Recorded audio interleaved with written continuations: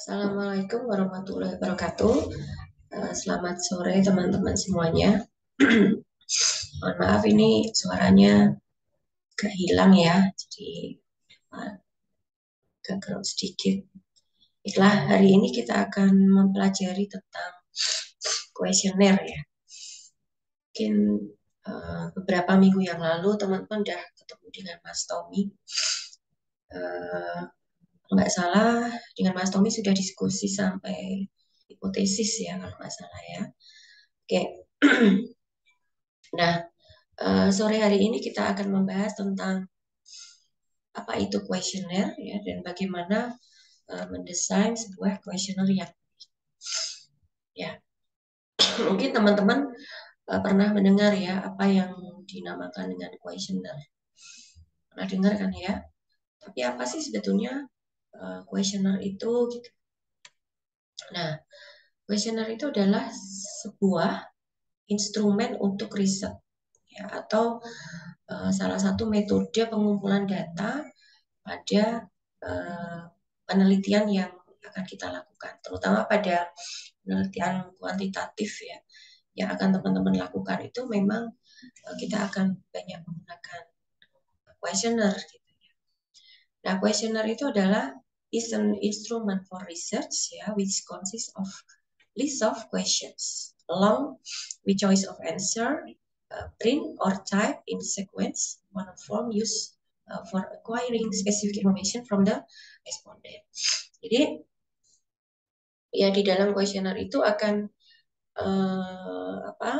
terdapat gitu ya daftar pertanyaan yang akan kita tujukan kepada responden atau informan kita bersama dengan pilihan jawaban kalau seandainya kita menggunakan jenis kuesioner yang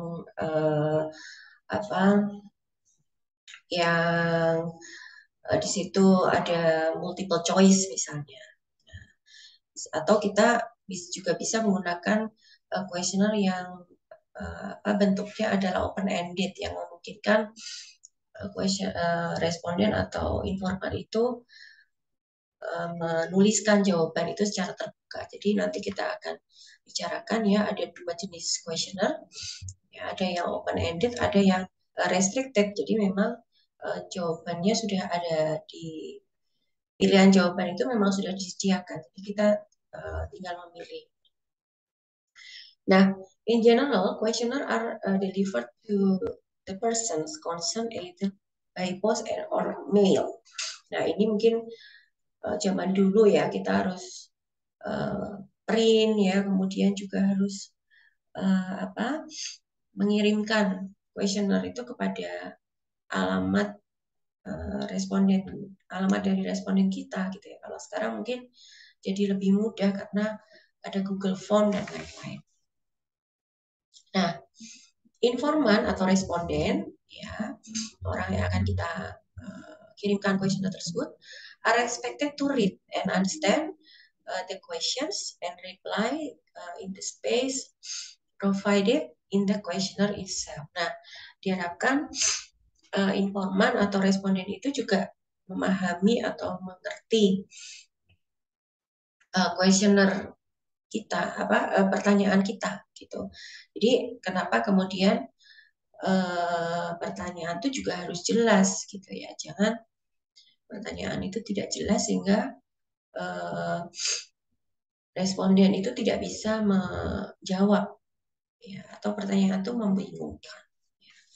Itu salah satu tips ya di dalam kita membuat list pertanyaan itu harus sesuatu yang jelas. Nah, the questionnaire is prepared in such way that it translated the required information into a series of questions. Ya, questionnaire itu juga dipersiapkan ya demikian rupa sehingga kita akan mendapatkan informasi yang kita perlukan ya, melalui series of questions. Jadi melalui serangkaian pertanyaan-pertanyaan. Jadi mungkin di dalam teman-teman nanti membuat questionnaire juga diharapkan nanti pertanyaannya tidak hanya satu atau dua ya, tapi serangkaian pertanyaan yang itu akan itu adalah suatu informasi yang kita perlukan ya, dari informan atau responden kita gitu ya, sesuai dengan topik penelitian kita tentunya ya. Jadi misalnya teman-teman mau buat tentang apa, misalnya persepsi mahasiswa ya terhadap tingkat kesulitan mata kuliah metode penelitian kuantitatif misalnya. Nah, apa yang harus diukur itu harus jelas gitu ya, harus terrefleksikan di dalam kuesioner tersebut gitu ya. Jadi apa yang diukur atau informasi yang kita perlukan itu harus ada ya di dalam kuesioner yang kita persiapkan itu tadi ya. Nah, ini adalah the following are characteristic of good questionnaire. It should consist of a well-written list of question. Ya, jadi perlu well-written, dibuat dalam bentuk-bentuk pertanyaan yang memang itu bagus gitu ya. Pertanyaan itu bagus dan bisa dipahami. Jangan kita menanyakan atau kalimat kita dalam menanyakan itu sesuatu yang membingungkan orang yang membaca atau orang yang menerima, atau membingungkan informan kita gitu, ya. Nah, the questioner should deal with the informant important or significant topic ya. Ini penting ya, jangan sampai kita juga menanyakan topik-topik yang sekiranya kurang menarik gitu ya. Nah, ini memang sangat berhubungan dengan topik penelitian kita juga gitu. Jadi diharapkan penelitian kita tuh juga memiliki kontribusi yang signifikan atau kontribusi yang memiliki value gitu ya, memiliki nilai gitu, sehingga responden pun juga akan tertarik gitu untuk mengisi kuesioner gitu. Ya. Nah, it should seek only data which cannot be obtained from other resource. Ya, jadi dalam kuesioner itu juga betul-betul harus dipertimbangkan memang data yang tidak bisa diperoleh gitu ya dari data yang lain, misalnya data sekunder. Ya, jadi data yang kita peroleh dari kuesioner memang harus dipastikan itu adalah data-data yang memang tidak bisa kita peroleh dari sumber data yang lain ya. Nah, kemudian it should be as short as possible. Nah, bagaimana membuat kuesioner itu short gitu ya, nggak terlalu panjang. Kalau teman-teman membuat kuesioner terlalu panjang hingga ratusan halaman, mungkin informannya atau respondennya juga akan sangat kelelahan gitu ya dalam menjawab pertanyaan tersebut. Jadi diupayakan dalam membuat kuesioner itu juga tidak terlalu panjang ya, tapi juga jangan terlalu pendek gitu. Jadi kalau terlalu pendek, jangan-jangan apa yang ingin kita peroleh ya, informasinya itu belum didapatkan secara atau belum mencukupi seperti itu ya. Kemudian direction should be clear and complete. Nah, petunjuk itu juga harus clear ya. Petunjuk ini kepada responden, apa yang harus dilakukan. Misalnya memilih salah satu jawaban misalnya ya, atau menyilang atau mencoret jawaban yang tidak diperlukan misalnya. Ya, jadi harus jelas di dalam kuesioner tersebut.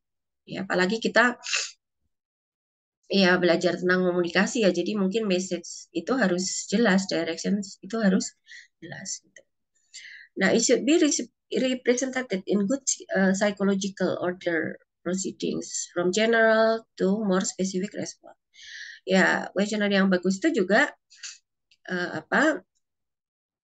dia akan bertanya ya dari sesuatu yang general atau umum menuju hal yang spesifik. Jadi seperti piramida terbalik ya, yang dari yang umum jadi menuju ke hal yang khusus gitu. Nah, apa yang harus dihindari? Putting two question in one question also should be avoided. Ya, misalnya teman-teman mau menanyakan dua hal dalam satu pertanyaan itu juga dihindari gitu ya. Mungkin yang membaca juga akan bingung ini maksudnya gimana gitu ya. Jawabnya bagaimana gitu. Two questions misalnya ya ada dua pertanyaan yang semestinya itu dijawab satu-satu gitu ya. Tidak bisa dua hal itu dijadikan dalam satu pertanyaan gitu. Every question should seek to obtain only one specific information.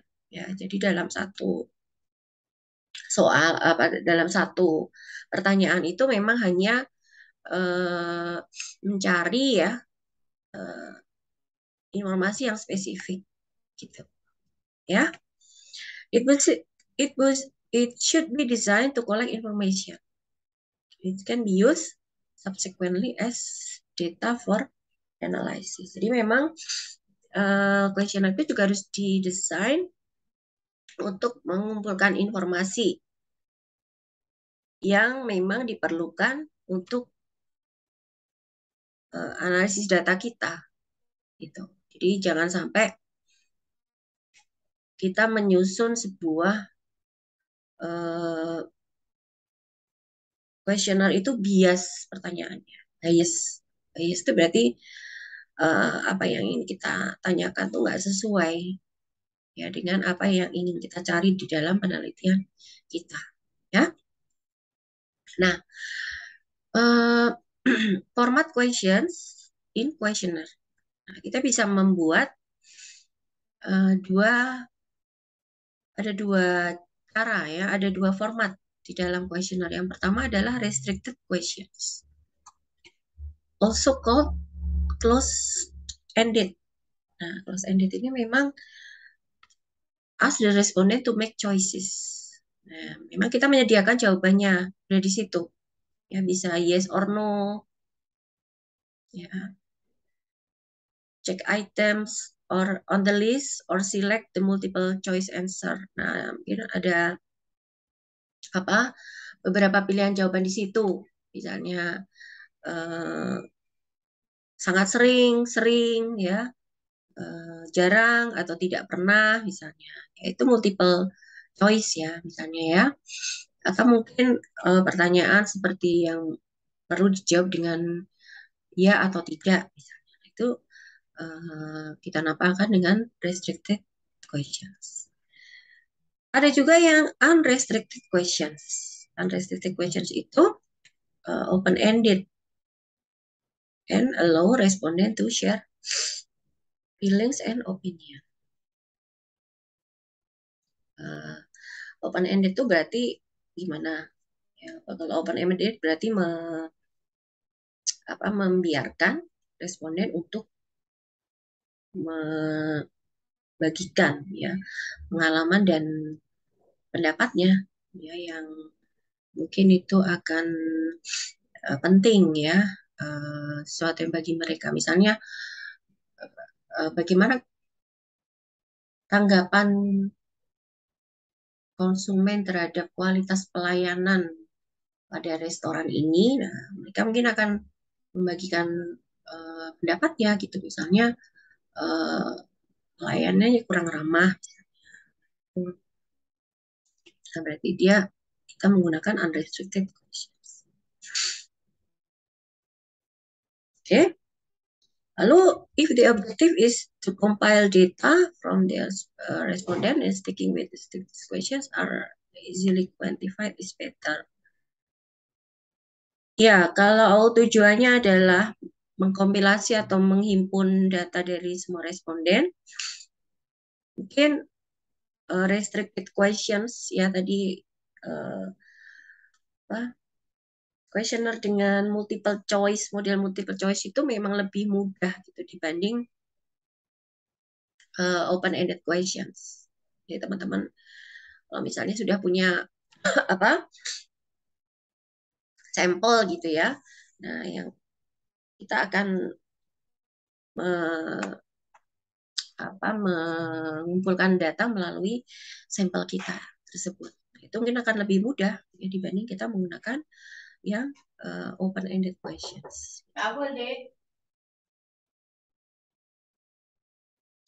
If decrease of emotions or depth of sentiment is to be studied, then develop a skill to quantify these feelings.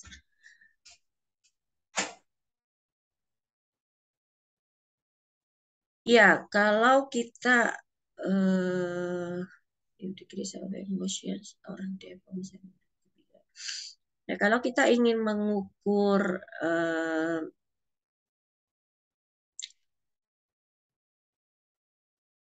seberapa dalam gitu ya, seberapa dalam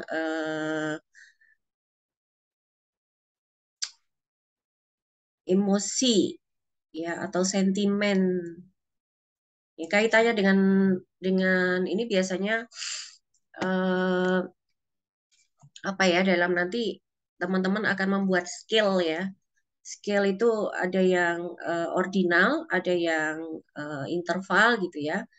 Nah, nanti akan kita bicarakan lebih lanjut ya. Ini teman-teman perlu untuk mendevelop skill. Misalnya teman-teman ingin mengukur tingkat kebahagiaan misalnya, ya kan? Apakah nanti pilihannya mungkin akan sangat bahagia, gitu ya, atau kurang bahagia, atau netral, atau seperti apa? Nah, itu berarti teman-teman harus bikin skill, nanti skala. Nah, tentang skala nanti ada tersendiri, gitu. Apa mungkin teman-teman akan mengukur tingkat kepuasan tadi ya, sangat puas, puas, tidak puas. Nah, itu berarti teman-teman juga harus mendevelop skill kan, situ ya skala. Nah, nanti skala ada kita bahas tersendiri. One of a greatest benefit of questionnaire lies in their uniformity. Ya, salah satu keuntungan dari questionnaire itu adalah uniformity, keseragaman. Jadi tiap responden itu akan mendapatkan pertanyaan yang sama satu dengan yang lain. Jadi kalau teman-teman punya sampel 400 ya, ke 400-nya itu akan mendapatkan pertanyaan yang sama. Nah, ini salah satu keuntungan dari questionnaire. Ya. It is in inexpensive method. Ya, dianggap questionnaire itu juga lebih efisien gitu ya, karena kita sekarang udah bisa pakai Google Form ya untuk mengumpulkan questionnaire, tinggal dibagikan form Google-nya. Kalau dulu mungkin agak lebih costly ya, karena kita harus ngirim postal gitu. Kalau sekarang kita nggak perlu lagi. Ya. Lalu free from the bias of the interviewer. Ya, kita harus menyusun satu pertanyaan-pertanyaan itu yang bebas bias. Jangan sampai pertanyaan kita tuh bias. Misalnya kita ingin mengukur intensitas, ya intensitas menonton televisi misalnya. Tetapi kenapa yang diukur bukan intensitas? Justru kita mengukur yang lain misalnya. Jadi kalau tidak tepat pengukurannya itu disebut dengan bias. Gitu. Atau kita mengukur tingkat kepuasan tapi kok justru pertanyaan-pertanyaan itu enggak mengukur tingkat kepuasan, malah mengukur yang lain gitu. Itu berarti bias itu. Nah, kita menghindari bias di dalam kuesioner kita. Respondent have enough time to think and answer. Ya, responden kita juga harus punya waktu ya untuk berpikir dan menjawab. Jangan sampai mereka tidak diberi waktu yang cukup gitu. Ya. To its large coverage, respondent living in distant areas can also be reached conveniently. Ya, ini sekarang dengan adanya online questionnaire ini lebih mudah ya. Dengan large coverage ini memang bisa dijangkau, kita nggak perlu pakai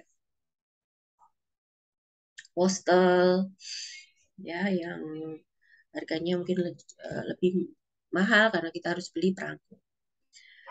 Oke, jadi itu teman-teman untuk questionnaire. Mungkin nanti teman-teman bisa berlatih ya membuat questionnaire sesuai dengan variabel yang ingin diukur oleh teman-teman atau topik yang akan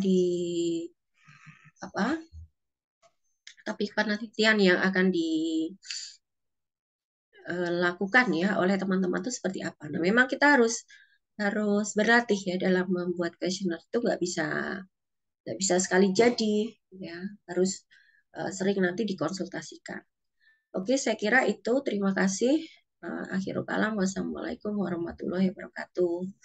Sehat semuanya.